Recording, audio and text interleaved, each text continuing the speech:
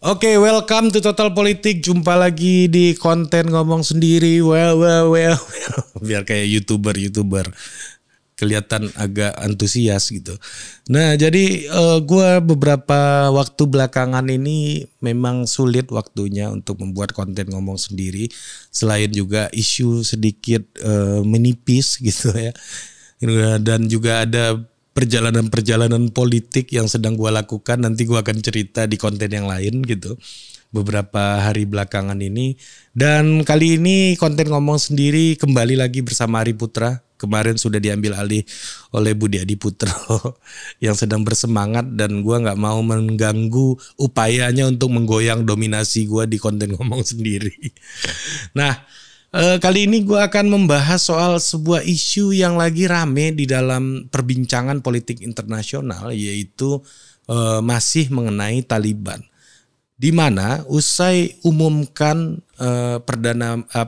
kabinet dan perdana menteri yang baru gitu, dan kemudian diumumkan pada tanggal 10-11 yang lalu September, disinyalir terjadi perpecahan di dalam tubuh Taliban.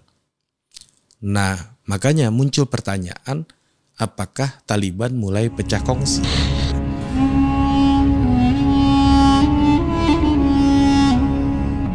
Oke, baru-baru ini Taliban sudah mengumumkan anggota kabinetnya ya. Yang paling tinggi itu kepala negara gitu, dipimpin oleh Maulwi Hibatullah Akhundzada, yaitu pemimpin orang-orang beriman gitu yang menjadi puncak dari kekuasaan di Taliban yang ingin mengimplementasikan syariat Islam menurut kepercayaan mereka gitu. Nah, jadi yang paling tinggi itu Akhundzada tadi, dan kemudian yang ditunjuk menjadi Perdana Menteri adalah Mullah Hasan Akhund.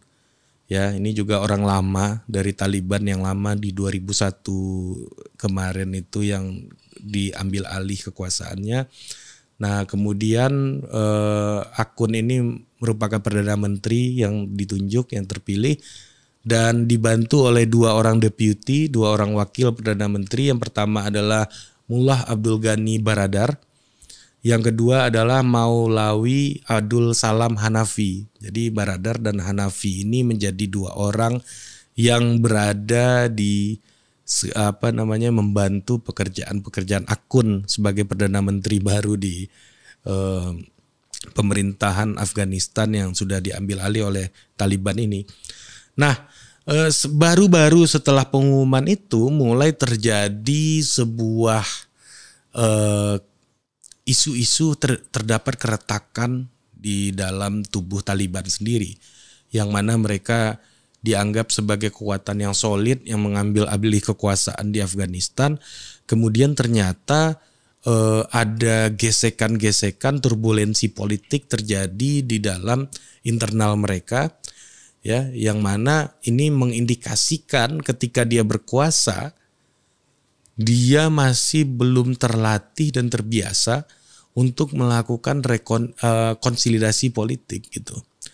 Nah, terlihat bahwa isu ini ditenggarai oleh perdebatan antara deputi Perdana Menteri Afghanistan, yaitu Baradar tadi, Ghani Baradar ini, dengan Haqqani.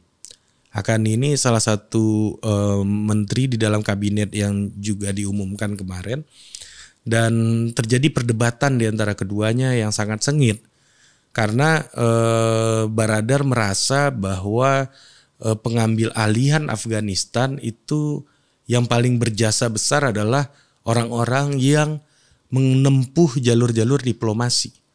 Karena Baradar ada di situ, sementara Haqqani yang merupakan seorang milisi yang mendukung perjuangan Taliban selama ini, itu menganggap bahwa apa yang didapatkan hari ini, hasil dari kemenangan Taliban ini merupakan buah dari pertempuran dan perperangan yang digawangi oleh kekuatan-kekuatan milisi-milisi ini. Nah, jadi terdapat perdebatan itu, Baradar merasa Baradar ini merasa dan Haqqani ini merasa pembagian power sharingnya di dalam kabinet ini berjalan tidak begitu fair gitu, tidak begitu adil.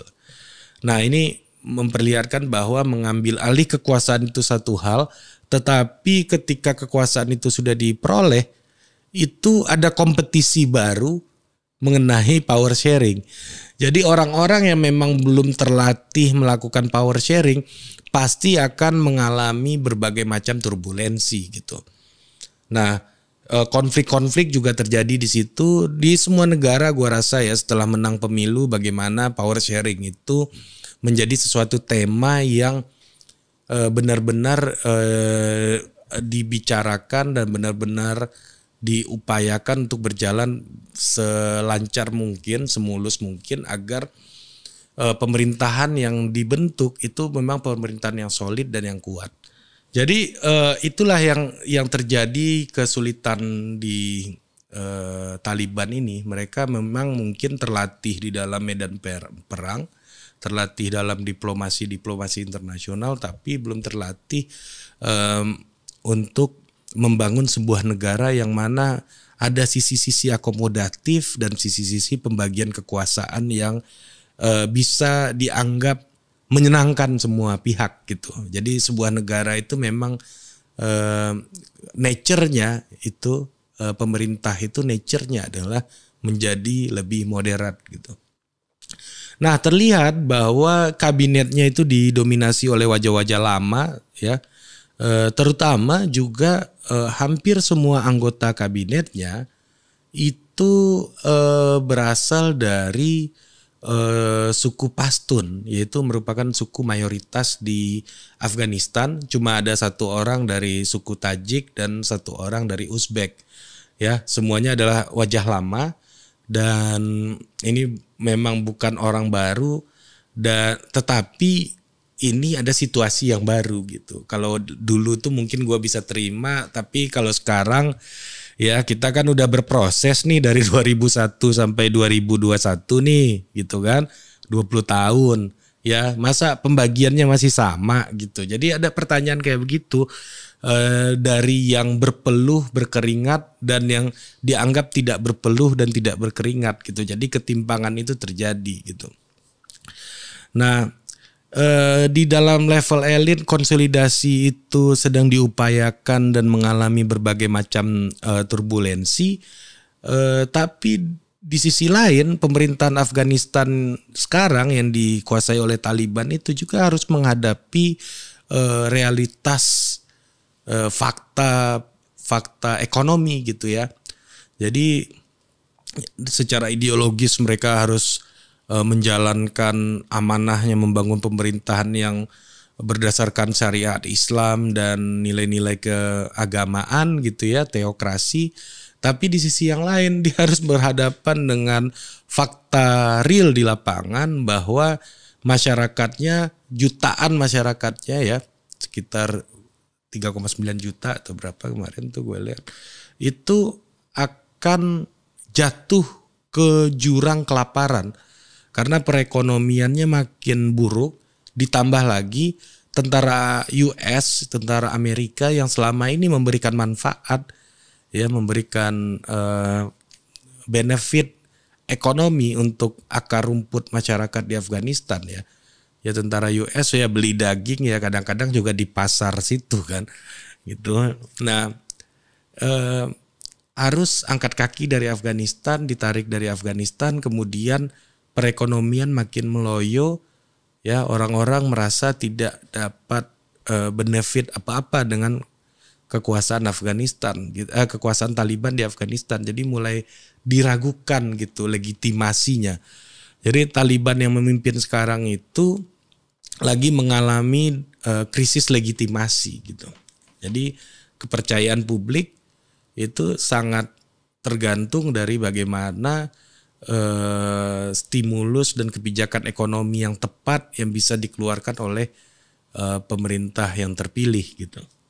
Nah, kemudian konteks lainnya adalah konsolidasi elit yang bermasalah, ada persoalan ekonomi yang mengalami krisis ya, makin parah ketika tentara Amerika angkat kaki, adanya perlawanan dari barisan, katakanlah barisan sakit hati gitu ya, yang sudah diambil alih kekuasaannya, yaitu Aliansi Utara ya, yang dulu sempat gue bahas perlawanan dari lembah Panjshir itu ya, lembah di utara Afghanistan, yang mana Afghanistan ini terdiri konturnya dari pegunungan-pegunungan yang sulit terkoneksi dengan Kabul satu sama lain gitu. Jadi perlawanan ini mengalami eskalasi gitu. Nah, yang mana pemimpin aliansi Utara ini Ahmad Mas'ud ya, yang merupakan wakil wakil presiden di pemerintahan sebelumnya, itu menyerukan itu salah tuh, tidak sesuai dengan KBBI, menyerukan sebuah perlawanan nasional terhadap pemerintahan Taliban yang baru terpilih tadi, di mana konsolidasi elitnya bermasalah, representasi kabinetnya wajah-wajah lama ya, tidak memunculkan optimisme sama sekali gitu, dan tidak ada azas fairness gitu ya, dan diduga Afghanistan yang dipimpin oleh Taliban hari ini makin tidak ramah terhadap hak-hak perempuan juga gitu. Jadi ini menjadi sebuah bumbu perlawanan terhadap Afghanistan Taliban, dan kita akhirnya belajar satu hal, bahwa pemerintahan yang diambil alih dengan cara gerakan bersenjata, perperangan, tetap pada ujungnya itu membutuhkan kepercayaan publik gitu. Dan jadi perlawanan seperti ini membuat pemerintahan hari ini yang dipimpin oleh Taliban ini akan mengalami goncangan terus, apalagi mereka tidak terbiasa untuk memilih jalur negosiasi, moderasi dan lain-lain, yang mana mereka lebih mengutamakan dan mengedepankan jalan-jalan untuk melakukan konfrontasi, terutama gerakan-gerakan yang konfrontasi bersenjata gitu. Nah, kemudian apa yang terjadi di Afghanistan hari ini mendapatkan respon yang beragam dari publik internasional. Ya, yang pertama itu mulai dari yang paling optimis ya, yaitu China melalui perwakilannya di media-media mengatakan bahwa mereka yakin bahwa pemerintahan Taliban yang akan berjalan ini itu mampu untuk membangun sebuah pemerintahan yang kuat gitu. Taliban mampu untuk menjadikan pemerintahan Afghanistan itu berjalan dengan efektif dan berjalan dengan sesuai dengan tujuan-tujuan bernegara yang baik gitu. Nah, yang kedua, Jepang juga merespon dengan agak abu-abu. Kita lagi pantau situasinya, kata Jepang. Kalau misalnya ada permasalahan di sana, ada gejolak lagi di sana, kita akan sudah mempersiapkan strategi mitigasi untuk membawa warga negara kita yang masih beraktivitas di Afghanistan gitu. Jadi Jepang pun udah jaga-jaga. Nah, kemudian yang juga memberikan respon itu tentunya Amerika Serikat ya, yang berharap Taliban memenuhi janjinya. Jadi ada harapan juga untuk menghadirkan pemerintahan yang inklusif, memberikan hak perempuan dan lain-lain seperti yang mereka bangun dalam berbagai macam dialog internasional, perjanjian, dan terutama menagih janji Taliban untuk membersihkan negaranya dari latihan-latihan aksi-aksi terorisme gitu. Jadi itu yang juga menjadi tuntutan Amerika Serikat. Kalau itu bisa dilaksanakan, dia akan memberikan mengkaji lagi dukungannya terhadap pemerintahan Taliban yang sudah menguasai Afghanistan ini. Nah, tapi juga ada respon yang sangat pesimis itu seperti Jerman gitu ya. Nadanya sangat pesimis, dia tidak percaya bahwa Afghanistan ini akan menjadi negara seperti yang pernah dijanjikan oleh Taliban gitu ya. Melihat ya itu menurut gua sangat wajar ketika lu memimpin negara itu butuh kapasitas gitu. Ketika lu mengelola negara butuh kompetensi ya. Kalau kita lihat misalnya ketika kemerdekaan Indonesia ya, pemimpin kita yang founding father kita ini lulusan universitas semua. Ya kan, lulusan Eropa, lulusan Timur Tengah gitu ya, yang punya tradisi pemikiran, tradisi akademik dan tradisi intelektual. Jadi agak berbeda. Memang ada juga perlawanan yang melalui jalur insurgensi gitu ya, perlawanan yang melalui jalur senjata gitu. Tetapi juga ada perlawanan yang dilakukan melalui jalur-jalur intelektual, dan Bung Hatta mengerti ekonomi, Bung Karno mengerti bagaimana tradisi pemikiran dan lain-lain gitu. Ini yang agak berbeda dengan konteks Taliban hari ini gitu. Dan mereka founding fathers kita lulusan Eropa semua gitu, termasuk Bung Karno yang kuliah di Bandung, yang mana ini ya dulu bagian dari Hindia Belanda. Dosennya Bung Karno itu kan orang-orang Belanda juga gitu. Nah, ini yang agak berbeda dengan Taliban hari ini yang secara keislaman pun tidak bisa kita setarakan dengan gerakan-gerakan seperti Ikhwanul Muslimin atau seperti di Turki ada geng-gengnya Erdogan gitu ya, yang memang mereka punya kekuatan-kekuatan yang mampu membangun kompetensi mereka gitu. Nah, dalam mengelola negara tentunya. Nah, itu menjadi masalah yang sangat kompleks gitu akhirnya, dan akhirnya Taliban pun merasa butuh support internasional, uangnya udah mulai habis itu, sementara uang mereka yang berada di luar Afghanistan nggak bisa masuk karena mengalami pemblokiran oleh berbagai macam pihak dan berbagai macam negara gitu.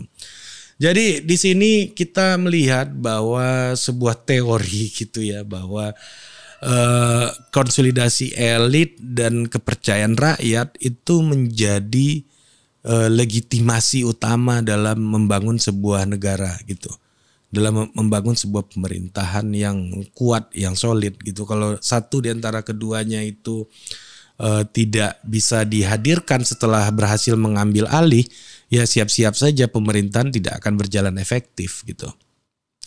Nah, ini yang menjadi persoalan di Afghanistan. Setelah mereka mengambil alih kekuasaan, mereka semuanya tidak punya perspektif governance gitu, dan tidak memiliki kapasitas dalam politik yang moderat, yang akomodatif gitu ya, yang lihai gitu dalam the politics of bagi-bagi, dalam power sharing dan lain-lain gitu. Nah, itu membuat konsolidasi elitnya ini sulit untuk tercapai gitu. Dan orang-orang yang masuk ke kabinet itu ya orang-orang yang dulunya yang masuk list teroris internasional, yang semuanya itu lari ke Pakistan pada tahun 2001 yang lalu. Ini menunjukkan bahwa tidak ada akomodasi dari pemerintahan Afghanistan yang baru ini yang dipimpin oleh Taliban ini gitu. Nah, seberkuasa apapun seseorang dengan mengambil alih lewat jalur perlawanan dan lain-lain, ya pada akhirnya yang paling penting adalah bagaimana caranya mendapatkan dukungan publik yang legitimate. Mungkin itu aja, sampai jumpa di konten ngomong sendiri berikutnya. Dah.